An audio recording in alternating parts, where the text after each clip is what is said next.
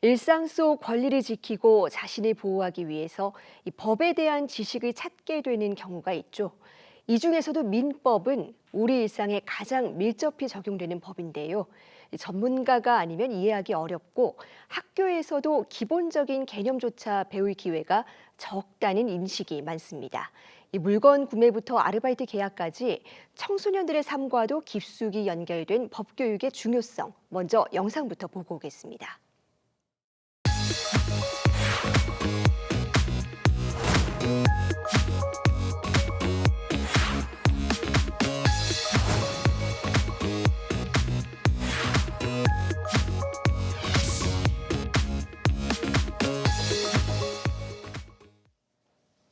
네, 일상 속 권리를 지키는 민법의 기본 원리를 장보은 한국외대 교수와 자세히 짚어봅니다. 교수님 어서 오세요. 안녕하세요. 네, 이 변호사 생활도 오래 하셨고요. 네. 지금은 대학에서 이 학생들에게 민법을 가르치고 계시는 법학자이십니다. 그런데 이 청소년 혹은 이 대학생들도 민법에 대해서 꼭 알아야 된다고 평소에 자주 말씀하시는 걸로 압니다. 어떤 이유에서입니까? 네. 보통 법 없이도 저 사람은 참 잘 살 것 같아 이런 말은 굉장히 칭찬으로 통용이 되는데요. 그렇지만 우리 사회를 구성하는 가장 중요한 약속이 법이기 때문에 법 없이 살 수 있는 사람은 사실 아무도 없을 것 같습니다. 그중에서도 우리 삶과 가장 가까운 법을 딱 하나만 뽑아봐라. 그러면 저는 민법이라고 말씀을 드리고 싶어요. 민법은 사람들의 경제 생활과 가족 생활을 규율하는 법입니다. 경제나 가족은 누구한테나 굉장히 중요하겠죠. 그래서 사회생활을 하는 사람이나 아니면 사회생활을 할 사람이라면 누구든지 민법에 대해서 기본적인 원리나 개념이나 제도를 이해하는 게 아주 유용하고 중요하다고 생각을 합니다. 그래서 우리 청소년들도 이걸 좀 잘 알았으면 좋겠는데 경제 같은 경우는 중고등학교에서도 배우고 또 요즘 부모님들이 아주 어렸을 때부터 경제 동화도 읽히고 하시잖아요. 근데 민법은 그럴 기회들이 많지 않아서 늘 아쉽다고 생각을 했고요. 그래서 이번에 이런 책을 쓰게 되었습니다. 네, 그런데 이 법이라고 하면 일단 어렵게 느껴지기도 네. 하고요.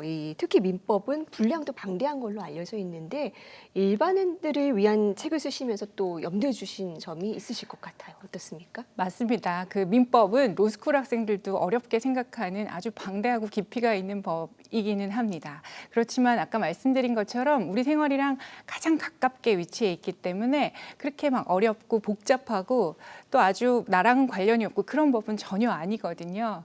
그래서 이거를 어떻게 하면 좀 재밌게 쓸 수 있을까, 또 어떻게 하면 좀 쉽게 쓸 수 있을까를 많이 고민을 해서 좀 썼고요. 예시를 드는 것도 가급적이면 우리 일상생활에서 많이 볼 수 있는 예들을 좀 가지고 오려고 노력을 했고, 말투도 제가 실제로 수업할 때 쓰는 구어체를 써서 그렇게 어렵지 않게 읽으실 수 있게 노력을 좀 해봤습니다. 그 책의 내용을 잠깐만 소개드리면은 민법이 두 가지 테마가 아까 말씀드린 대로 재산과 가족이거든요. 그래서 이런 계약을 체결할 땐 이런 걸 조심하세요. 이런 것도 좋겠지만 물고기를 좀 잡는 방법을 좀 가르쳐드리고 싶었어요. 그래서 계약이 어떻게 돌아가나, 어떻게 해야 계약이 유효하게 체결될 수 있나, 계약이 안 지켜졌으면 어떤 권리를 가지나, 소유권 굉장히 중요한데 민법에서 내 거라는 의미는 어떤 건가, 소유권을 보장하기 위해서는 어떤 권리들이 또 주어지나 이런 것들을 우리가 좀 볼 수 있으면 좋겠다라고 생각을 했고, 그 외에도 담보라든지 아니면 시효, 그다음에 불법행위 책임은 어떤 건지에 대해서도 좀 말씀을 드렸고, 가족과 관련해서는 혼인, 이혼, 상속에 관한 이야기들도 우리가 이해하실 수 있게 내용을 담아두었습니다. 네. 네, 스튜디오에 모신 김에 이 법과 관련된 원리도 몇 가지 배워보고 싶은데요. 네. 우리 사회 청소년 사회 이 생활 시작하면서 처음 하게 되는 도전이 바로 이 전월세 같은 부동산 계약입니다. 그런데 대학생도 요즘에 전세 사기 피해자가 너무나 많아요. 어떤 점을 주의하는 게 좋겠습니까? 그렇습니다. 이 전세 사기를 막기 위한 방법이 무엇인가요? 이런 걸 물어보시는 분들이 참 많고, 전세 계약 체결하는 거 그래서 대학마다 뭐 모의로 한번 체결해보자 뭐 이런 얘기들도 많이 하고 실제로 그런 캠페인도 하고 그렇습니다. 그런데 전세 사기는 상대방이 작정하고 사기를 치려고 한 것이라서 아쉽게도 계약만 잘 안다고 해서 문제가 해결되지는 않습니다. 전세라는 게 거의 우리나라에만 있는 특이한 제도이기도 하고요. 부동산 시장에 어떤 구조적인 문제들도 있고 그다음 보호해 주려고 만든 제도도 허점이 있기 때문에 전반적인 개선이 좀 필요한 게 사실입니다. 그렇지만 일단 우리가 할 수 있는 거는 계약을 통해서 우리의 권리와 의무가 어떤 건지를 정확하게 아는 것, 거기서부터 시작을 하면 좋겠고요. 전세 계약을 체결하실 때는 내가 그 살 집을 빌리는 것이죠. 또 하나 특징은 그 과정에서 아주 거액의 전세 보증금이 교부가 된다는 것입니다.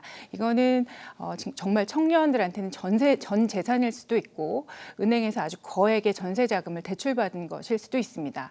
그렇기 때문에 집 상태를 어떤 건지를 확인하는 것만큼이나 나중에 전세 보증금을 잘 돌려받을 수 있는지도 검토가 되어야 할 것입니다. 그렇기 때문에 계약을 체결하실 때는 적어도 내가 상대방 어떤 사람하고 체결을 하는 것인지도 확인을 하셔야 할 것이고, 그다음에 전세 보증금을 이 사람이 제대로 돌려줄 수 있는 사람인가, 혹시 그렇지 못한다고 한다면 나는 어떤 권리를 가질 수 있는가, 어떤 방법이 있는가, 부동산의 가치가 전세 보증금을 담보하고도 남는 만큼의 그 충분한 가치를 가지고 있는 것인가, 혹시 나보다 더 선순위의 권리를 가진 자가 없는가, 이런 것들을 등기부 등을 통해서 확인을 꼼꼼하게 해보셔야 될 것 같고, 어려우시면 공인중개사라거나 다른 어른들하고도 꼭 상의를 해보셔야 할 것 같습니다. 네. 네. 최근에 또 아이들 생존권과 밀접한 이 양육비 문제도 화두입니다. 올해부터 양육비 선지급제가 시행되는데요. 여기에 담겨 있는 어떤 민법의 원리는 어떤 거라고 볼 수 있을까요? 네. 가족 생활을 규율하는 게 민법이라고 말씀을 드렸는데요. 민법은 우리 사회가 인정하는 가족의 범위를 정하고 승인하는 역할을 합니다. 가족의 기본을 이루는 게 부부인데요. 사랑하는 사람이랑 만나고 헤어지고 하는 건 굉장히 개인적인 문제인 것 같지만 가족 생활과 연관이 되어 있기 때문에 다 이 민법의 범주 내에서 이루어지는 것입니다. 부모와 자녀 간의 관계를 규율하는 것도 민법이지요. 그래서 이들 사이에 그 미성년 자녀가 있다라고 하면 부모가 이혼을 한 다음에도 이 아이들이 잘 클 수 있게 관여하는 게 또 민법입니다. 현실적으로 아이를 키울 때는 돈이 듭니다. 그래서 자녀를 직접 양육하지 않는 그런 배우자들은 양육비를 지급하도록 되어 있는데 이거를 또 잘 지급하지 않는 사람들이 있죠. 그래서 일단은 국가가 먼저 일정 금액을 지급하고 그거를 양육비를 지급하지 않는 사람한테 대신 받아서 처리하도록 하는, 그게 양육비 선지급제인데요. 그래서 아이를 잘 키울 수 있게 올 7월부터 양육비 선지급제가 도입되어서 시행될 예정입니다. 네, 가족 관계야 그리고 한 아이가 자라는 과정 곳곳에도 민법의 원리가 담겨 있다고 볼 수 네, 있겠네요. 그렇습니다. 예, 법률 전문가가 아니더라도 꼭 알아주면 좋을 이 법 상식, 이른바 이 리걸 마인드도 강조하고 계십니다. 이건 어떤 개념입니까? 네, 리걸 마인드라고 하면요, 보통 가장 쉽게 생각하시면 변호사처럼 생각하고 변호사처럼 문제를 해결하는 방법, 이렇게 이해하시면 좋을 것 같아요. 이게 꼭 법조인들한테만 유용한 게 아니더라고요. 제가 오랜 사회생활을 해보니까 제가 리걸 마인드 훈련을 했던 게 아주 도움이 되더라라는 생각을 했고, 그래서 제가 책의 마지막에도 이거 우리도 훈련해 봅시다라는 얘기를 드렸었어요. 이 리걸 마인드 쌓는 방법은요, 우선 복잡한 사실관계에서 뭐가 쟁점이 되는지를 정확히 짚어내는 것, 거기서부터 시작을 합니다. 그것만 잘해도 반은 성공했다, 제가 이렇게 얘기를 하고요. 아주 정확하게 문제를 파악했다면 이제 그것과 관련된 이해관계를 분석하는 게 2단계입니다. 누가 어떤 권리를 가지는지, 어떤 가치가 대립되는지, 충돌하는지 뭐 이런 것들을 보고요. 그런 분석이 끝났다면 3단계는 상대방을 설득하는 게 필요합니다. 권리관계를 분석하고 이해관계가 분석이 됐으니까요. 감정이 아니라 논리로 상대방을 설득하는 연습을 하는 것이고요.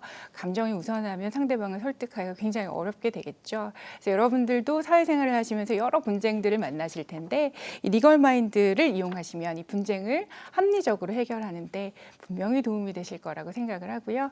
그래서 이런 민법 공부를 통해서 여러분들의 삶에 아주 든든한 무기를 좀 챙겨가셨으면 좋겠다, 그렇게 생각합니다.